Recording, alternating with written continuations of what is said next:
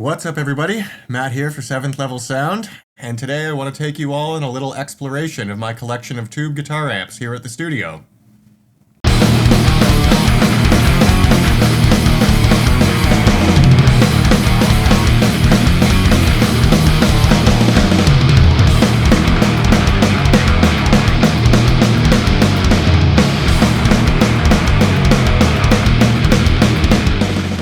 Alright, so what we have here today is 6 different tube guitar heads that are all going to be running through the same cabinet, microphone, and preamp signal path. So everything that we're going to be exploring today is strictly going to be comparisons of the tones of the heads themselves. We're working on a little demo track that I put together. Spent maybe a matter of a couple hours composing, recording, and editing this whole thing. Started off with some basic MIDI drum loops in Superior Drummer, and then added the guitar and bass directly on top of that. It's a pretty bare bones arrangement, just stereo guitars, single bass track, and the drum layers, since mostly I just wanted to be able to focus on guitar tones today and checking out the differences between all these different amps. So, I think before we get into looking at all the various guitar tracks, let's go through and take a look at what our rhythm bed tracks are going to be playing against. Let's have a look at the drums, shall we? And let's just start some playback.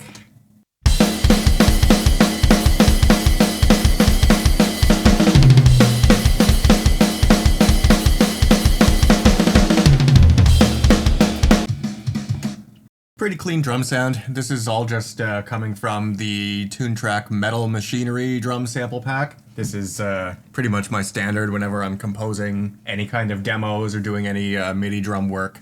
Those drum kits, the Metal Machinery especially, sound really good. So yeah, that's kind of where I start from. Why don't we take a look at the kick drum sound first and foremost. So starting off, we have just the basic Metal Machinery stock kick drum, or one of the stock kick drums. I believe, if I remember correctly, I used the SQ2 18 by 22 inch bass drum, so here's how it sounds on its own.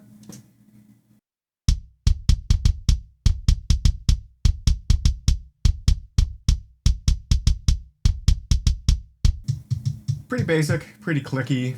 Not a bad kick drum sound, but needs a little bit of extra oomph, I think. So what I've done here now is brought in one of my own custom kick drum samples that I made from the studio's own 18 by 22 inch kick drum. It's a Mapex all maple shell, like I said, 18 by 22 inch. And when I recorded these samples, I believe there's like 4 or 5 different mics on this kick drum at the time. We got an inside and outside sub kick, and then some room mics as well. So on its own, that kick drum sample that I chose sounds like this.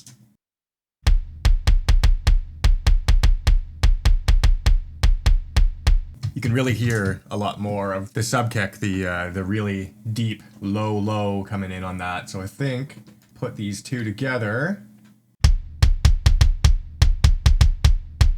Yeah, they complement each other pretty well. The Toontrack kick drum is a little bit more on the clicky side and doesn't quite have the same amount of low end. So I specifically chose a kick drum sample that has quite a lot of low end to kind of help accentuate it. So yeah, so that's the kick drum. Let's move on to the snare.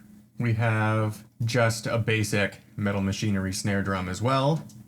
Kind of sounds like this.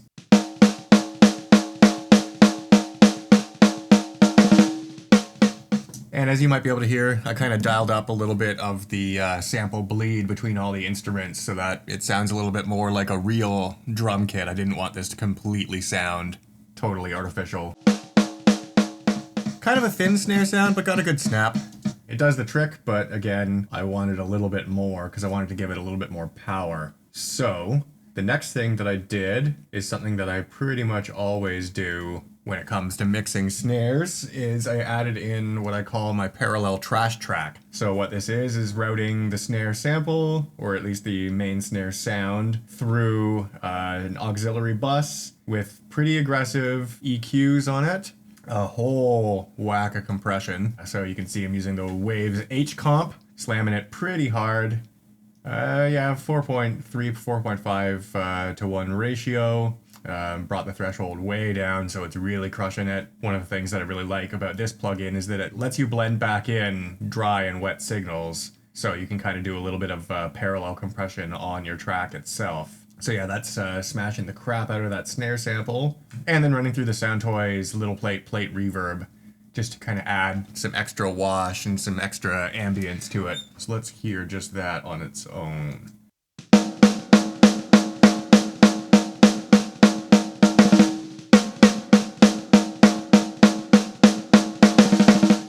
So yeah, I mean, it's still not like the thickest snare drum sound in the world, but when you blend in that parallel track with the main sample, you get that nice initial smack out of the snare drum sample itself, and then you get all that extra wash and tail from the compressed sound and the reverb. But it still wasn't enough for me. So I decided to bring in an additional stereo snare sample, and this is going to be mixed fairly well into the background, but I just wanted to kind of girth things up a little bit more here.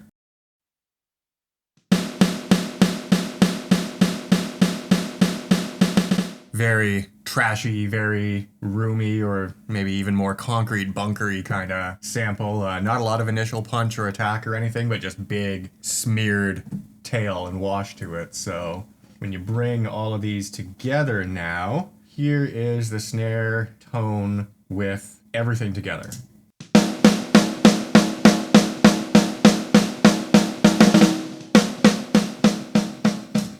Yeah, so much more aggressive, much more in-your-face kind of snare sound, a lot more sustain, a lot more wash on the tail. But since we have the main track kind of front and center, and then the parallel and the room sample kind of set in the background, it cuts through, but it really also just kind of fills the sound out a little bit more.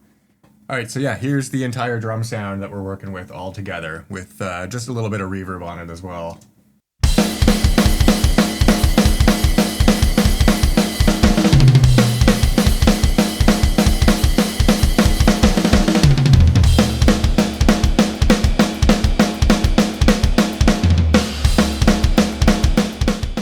You notice as well that there isn't exactly a lot of post-processing going on here. A little bit of reverb, some EQs on the toms and the overheads. Yeah, a little bit of processing on the bus. We got API bus compressor, and then Soundtoys decapitator doing some drum fattening, but very much blended in the background, just kind of like doing a little bit of a smash and then balanced way behind the main drum sound.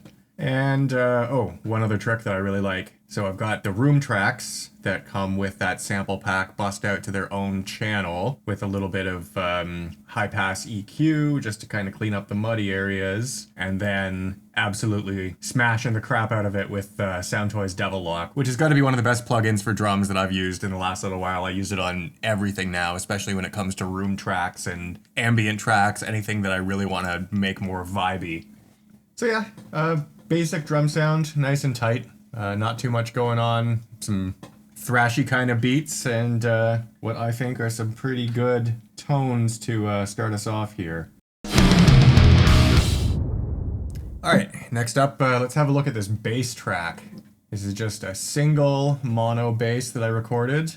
This was using my typical studio bass, which is a 5-string Ibanez sound gear. That was going direct into my 2-Notes Torpedo Reload. Then from there, going into the DBX 160X compressor, hitting it pretty aggressively. I usually like to hit my bass pretty hard with compression. I think we're hitting it at about a 6-to-1 ratio with at least 8 to 10 dBs of gain reduction on it, so really smashing it and smoothing everything out. And from there, we were going into the Neural DSP Dark Glass Microtubes emulation, which is a fantastic sounding bass plugin.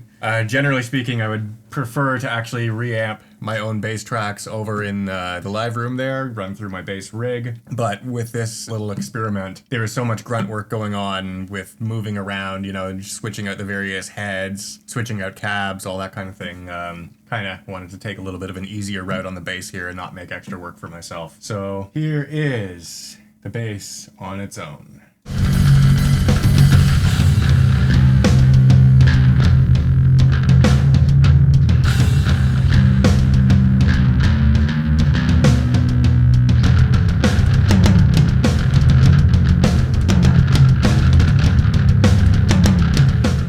right, yeah, so aggressive, dirty kind of bass sound, quite a bit of clank going on. The only post-processing I have on the bass after it came out of the Dark Glass plugin is using the Waves Vitamin harmonic enhancer here.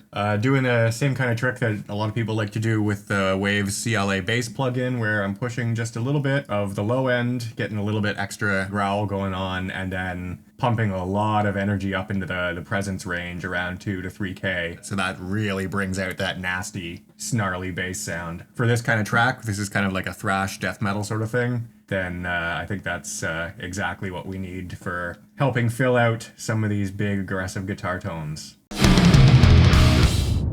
So, now what we're here to talk about, guitar. There are, as I mentioned, 6 different guitar heads that we are using on these tracks. Some of these I've had for quite a while, and some of these are more new additions to my collection. Let's see, so we have my Blackstar HT100. This is an EL34 tube amp. After the Blackstar, we have my Victory Amps VX Kraken. Now, this is something I got only more recently, and gotta say, far and away the best sounding lunchbox or mini head amp that I've used so far. So next up we have Mesa Dual Rectifier Roadster, 100 watt 6L6 head. We also have my Randall Diavolo RD100. There's also the Rivera M100. And last but maybe not least, we also have my Trainer YCS50 50 watt EL34 tube head. So, all of these guitars were recorded through my Engl 4x12 cabinet. It is equipped with Celestion Vintage 30, WGS Reaper 50, and 2 Celestion G12H 70th anniversaries. And all of these tracks were all recorded with the same guitar. You'll see it in the video. It's an older Schecter C7. Schecter's obviously very common to see in my studio. I have a whole bunch of them. This one is outfitted with a pair of Seymour Duncan JBs. Nice pickups, sound really good. I use the exact same speaker and microphone combinations for every iteration of these tracks, so no microphones got moved or repositioned or anything once I had this set up the way that I wanted to go. It was just a matter of switching over each head and making sure that I didn't knock the mics out of position in the process. So you may notice in some of the shots that in a few of these amps I ended up putting a Tube Screamer style boost pedal or overdrive pedal in front of the amps just to kind of help clean things up. But there's also a few of them that either have their own boost built into the amp, which I used instead, or didn't actually really need it. Some of them were just good on their own and didn't need to be shaped on the way in at all.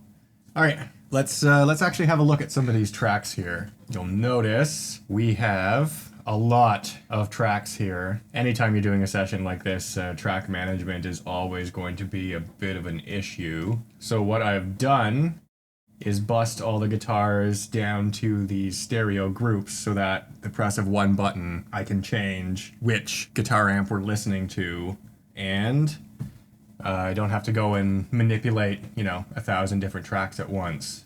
Each guitar tone is made up of 2 individual performances, one left, one right, and then each one of those sounds is going through 2 different speakers with a different microphone combination on each one. On the left channel, speaker 1 is the WGS Reaper 50. It is being picked up by a Sennheiser E906 dynamic microphone. So the 906 is going into my Phoenix Audio preamp, which is kind of a Neve 1073 style.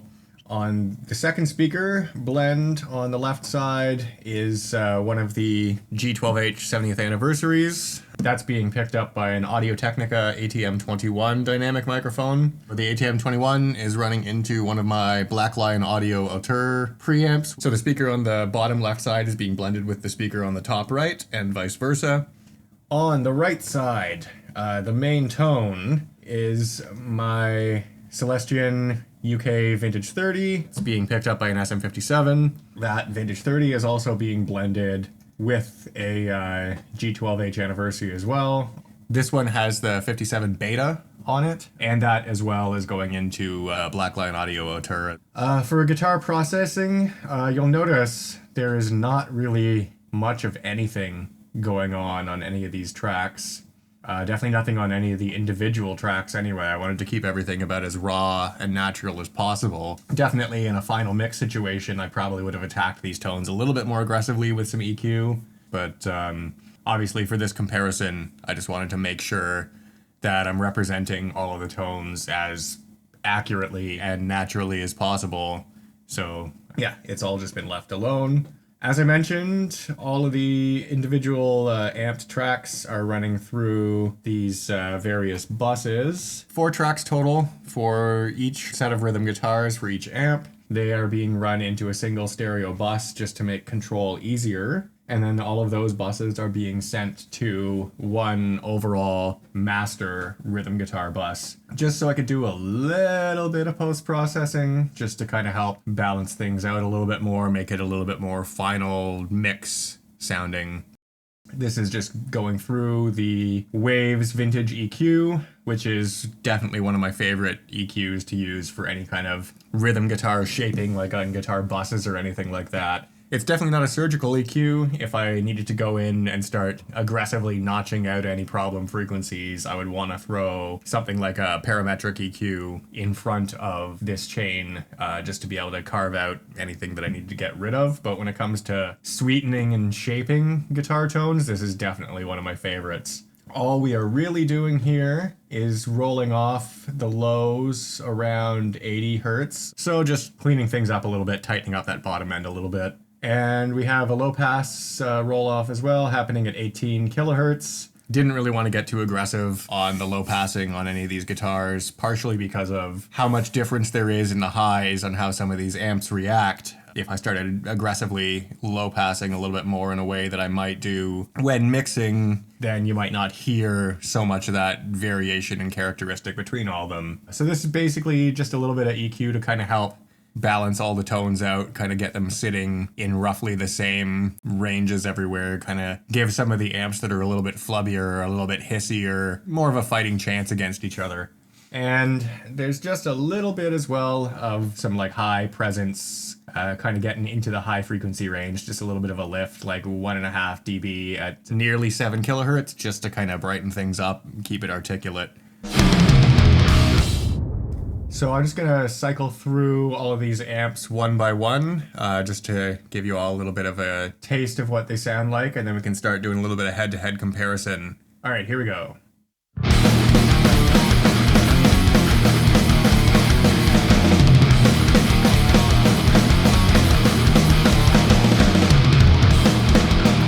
Blackstar, Randall, Mesa,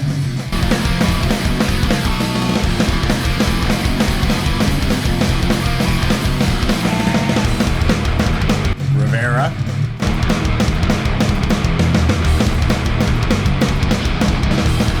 Kraken, Trainer.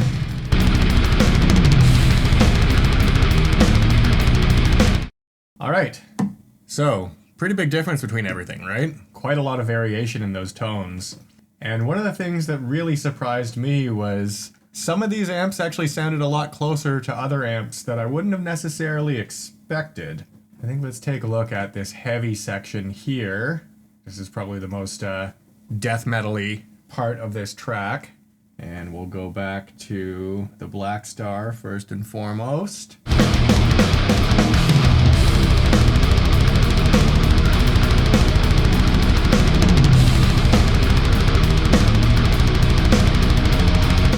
Pretty gritty, pretty dark, very kind of cold sort of distortion. Definitely what you would consider to be a modern high gain amp. Now, what I was kind of surprised about actually was just how close the Blackstar was to the Mesa in terms of its overall distortion characteristic and high-end tone. Let me just play this back again. I'll start with the Blackstar and then I'll switch over to the Mesa and you'll see what I mean.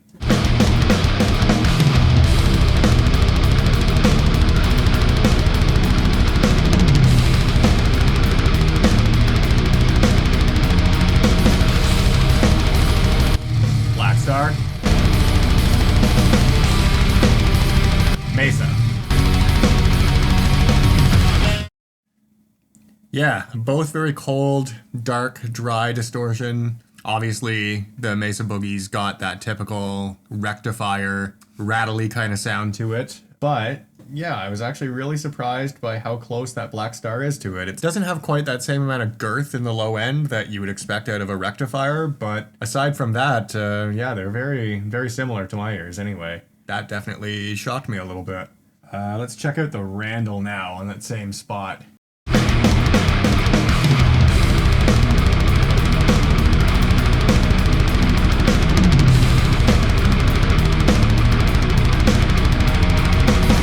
Yeah, just perfect distortion characteristic for death metal. So, like, evil. Just has that gnarly kind of chunk that you really want for heavy metal rhythm guitars. Now, what surprised me about this was how much the mid-range distortion characteristic of the Rivera matched well with the Randall. Let me just start this off again. I'll start the Randall first, and then we'll switch to the Rivera and see if you see what I mean about the voicing on the mid-range here. So let's go Randall.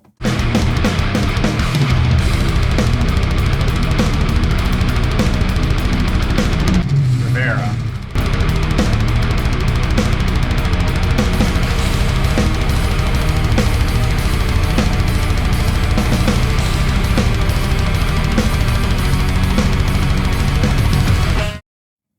Now again, the Rivera doesn't quite have the same amount of bottom end. Not many amps have the same amount of bottom end as that Randall, but the tone of the mid-range especially really surprised me how similar those two are. So now I'm just going to solo up these two guitars on their own, and maybe we'll get a little bit of a better picture of what's going on with the mid-range on these two amps here. Starting again, here is the Randall.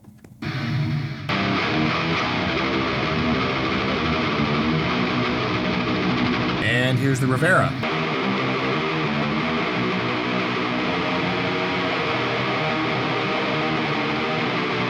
Randall. Rivera. Now what stands out to me immediately is just how much more low end the Randall had. It was like a night and day difference. But if you listen specifically to just the mid-range, while the Rivera definitely sounds older, it's got a little bit more of like a smeared distortion characteristic, but very similar voicing in the mid-range. It seems like it's probably sitting somewhere right around the 1 to 2K. And the Randall is very similar in that regard, like darker in its presence range than, say, the Mesa or the Black Star, which tend to sit a little bit more in like the 2 to 3K range. These two are just a little bit more nasal, but it's just got this like really creepy kind of atmosphere to it. If you want to have that kind of overpowering, claustrophobic sort of production, I think either of these amps would do it really well. And then with the Rivera as well, since it seems to be lacking a little bit in the bottom end, would probably pair really nicely, say, with the Mesa, which has that really cold, scooped kind of distortion sound. If you blend it in, it's big, super low end and all that aggressive, high, rattly stuff with that same nasal, mid-forward kind of presence that the Rivera has. I think they would probably blend really well together. Might have to do another video on that at some point. Moving on. This is another of the newer amps that I have in my collection. This one just arrived pretty recently. This is the Victory Amps VX Kraken 50 watt. And this is another one of the amps that did not need any sort of boost on it at all. It doesn't even have its own built-in boost, but it had enough gain just on tap on its own. And the bottom end was kept incredibly tight the whole way through. I think it's got like a switch on the back that shapes the bottom end a little bit, so it didn't need any additional pre-shaping to keep things tight. Let's just have a listen here.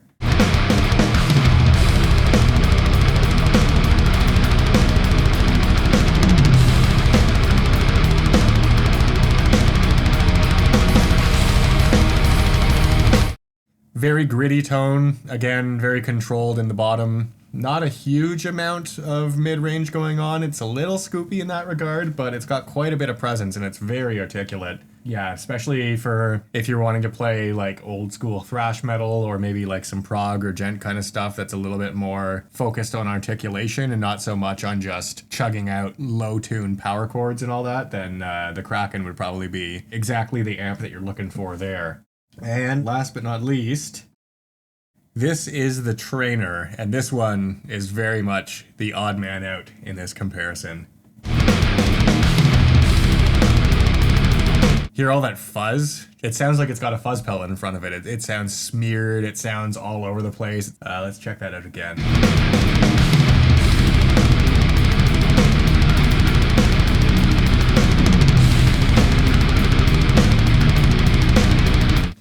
Definitely the least articulate out of all of these amps. You can hear it doesn't sound very focused at all. Like the sound just kind of washes everywhere, right?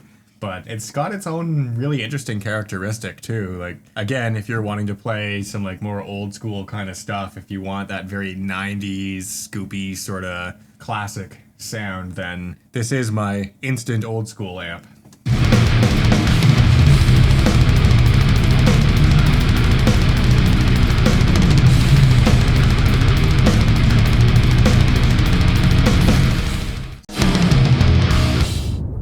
So, we don't just have rhythm guitars here on this track. About halfway through, at just over the 1 minute mark, we've got a little bit of lead break, or I guess solo guitar break. It's not really a guitar solo by itself. It's still got a bit of a bass groove going on underneath of it. But this is the point where we actually switched out cabinets and microphones as well. For this solo break, I brought out my VBoutique Lowboy horizontal 2x12 cabinet. This is a nice big oversized 2x12. It's loaded up with a pair of Celestion CL80 classic lead speakers, which are darker, warmer, less aggressive, but with a really nice kind of rolled off top end. This speaker cabinet is my go-to for anything involving like lead playing, clean guitars, alternate picks kind of harmonies and things like that. This amp is great for that kind of articulation. So we had a bunch of separate tracks here, moving out of our rhythm guitar groups. I've just got these all paired up. I didn't bother on any of these to do subgrouping, just for the sake of, it was only 2 channels per track to manage, so wasn't really super concerned about it. So for each amplifier, we have a pair of recorded tracks, one of them being the Shure SM7B, and then paired with that, I have my VR1 Voodoo ribbon mic from SE Electronics. You know, it's a ribbon mic. It adds a little bit of girth. It fills out the lower mid-range quite nicely and kind of brings out the warmth of some of this playing. So each pair of solo tracks are running through this solo bus here, which again, we've got a little bit of the Waves Vintage EQ on. A little bit more aggressive on this one, rolling off the lows around 150, rolling off the highs around 12 kilohertz, which maybe not necessary with the CL80s. They kind of naturally roll off the highs on their own. But again, this is just to kind of help level the playing field a little bit with all of these amplifiers. Doing a little bit of low mid-range boosting just to kind of warm things up even more for some of the amps that don't quite have that same low mid thing going on. A little bit of a boost in the presence range again, about 2.7. Just a little bit, like a couple dB at 10, just to bring out some of the articulation. And again, like it's a high shelving boost, but then with the low pass filter rolling off, it almost kind of makes like a bit of a high-end bell there. So that's the EQ that's shared across all of the tracks, and then just getting a little bit of compression on the solo tracks from the Waves Renaissance Axe compressor. Typically, in full productions, I would probably send the lead guitars out to one of the hardware compressors, but for the sake of not having to try and route things and making sure that I'm perfectly recalling all the settings on each amp, I'm just running into the plugin. The Renaissance Axe is a great compressor. It's basically designed for compressing electric guitars, only reducing the gain by about 1.5, 2 dB, so just kind of shaving off the top a little bit, just getting the tones under control. And of course, all the lead tracks are going through a stereo delay from the Audio-Technica Delate stereo delay, with a little bit of like an oil can thing going on. And a bit of reverb as well from the Audio-Technica Xenoverb. So, let's start on the Black Star again. Here we go.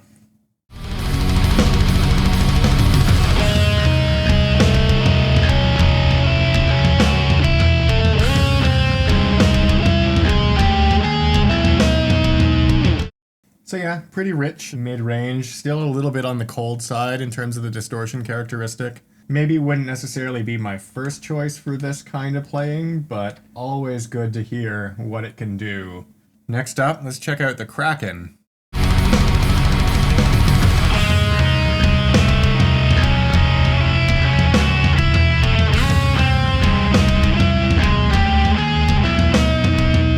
Pretty much exactly what I expected. Very focused, tight sound, nice and articulate. Doesn't have a ton of body, doesn't have a ton of mid-range, but what it does have is very pleasing. There's nothing really like harsh or nasty going on. It's a really well-designed amp.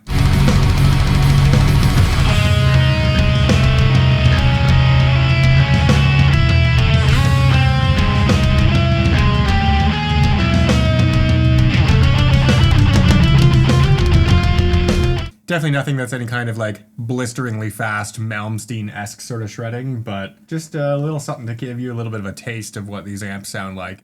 So let's have a listen now to this same section through the Mesa. Let's see what this sounds like.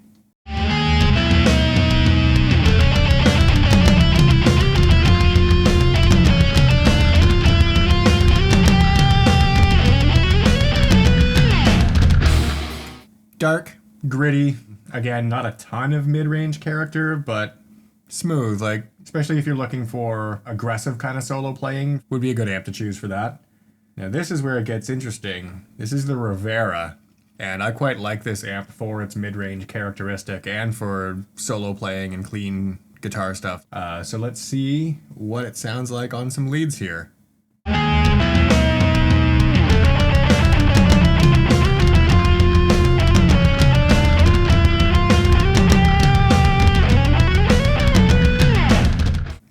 A little dark, but lots of really nice mid-range characteristic in that. Like the kind of lower mids were very well-rounded. Probably in a final mix would need a little bit of boost on the high end just to kind of bring out some articulation, or maybe even crank up a little bit more of the presence on the amp itself. But overall, a very well-rounded and rich kind of solo sound. Let's check that out again.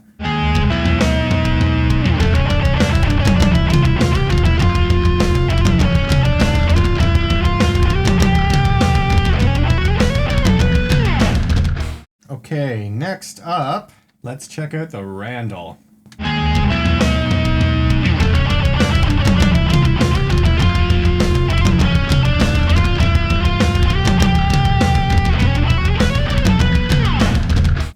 Again, it's got that very dry, gritty distortion, which maybe doesn't quite work so well for this kind of playing. Feels a little bit lacking in some of that low mid-range warmth that the Rivera had. It's a little bit colder, little bit thinner, but again, maybe a little bit of adjustment on the amp itself might bring it back up into that kind of range. It definitely still maintains that very evil distortion characteristic, like maybe a little bit less gain overall on its lead channel than some of these others. I don't know if I could have pushed the gain up a little bit higher on it, or maybe it just needs a little bit more of the boost involved, but yeah, it's definitely more focused, not quite so gained out as some of these other ones. Last up, we have the Trainer. Let's hear this.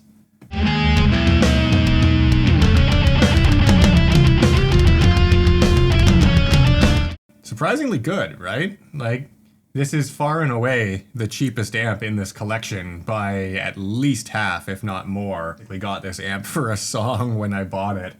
For everything that it lacks in the aggressive, high-gain, distortion, rhythm sound, it's got a really rich and complex kind of mid-range thing going on these leads.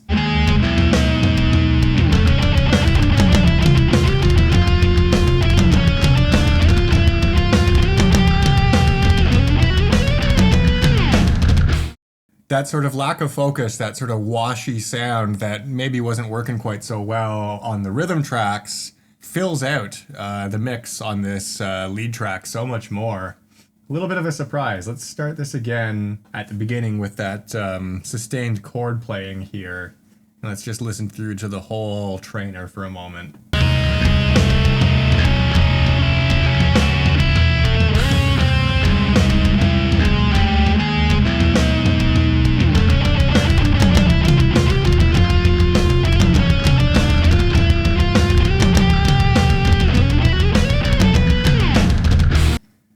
let's do that again. Let's compare that to the Mesa, and let's see how these two compare. Trainer.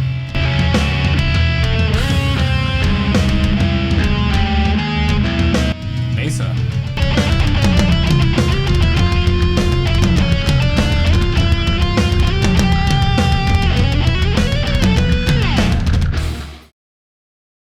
So other than the fact that the Mesa was just a little bit louder, which I probably could have adjusted in the balance a little bit, would you even guess that that trainer is basically 1/4 of the price of the dual rectifier? Kind of surprising. I mean, the Mesa's got that really nice, rich kind of characteristic to it as well, like very nice round, low mid, but the trainer really pulls its weight on this. It's very surprising. Don't judge an amp by its cover or its price tag. Alright, that's about it for all of these tracks. Now let's go and check them out in the mix head to head.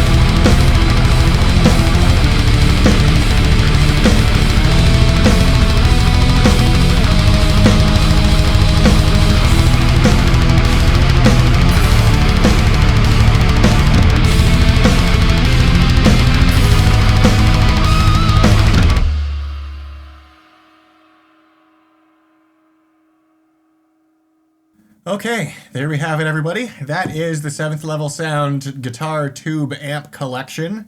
I hope you all have enjoyed this little deep dive. Hope this inspires you guys to get out there and try out some new tones yourselves. Or, of course, if you are looking for any kind of guitar recording or reamping work, you can always hit up the studio. There will be links down in the description, and feel free to make contact and leave comments. Let me know what amps you like. Let me know if you thought some amps worked better in certain scenarios than others, or if there were any things that surprised you on this. So, till next time, enjoy. See you guys later. In the meantime, keep making noise. Cheers.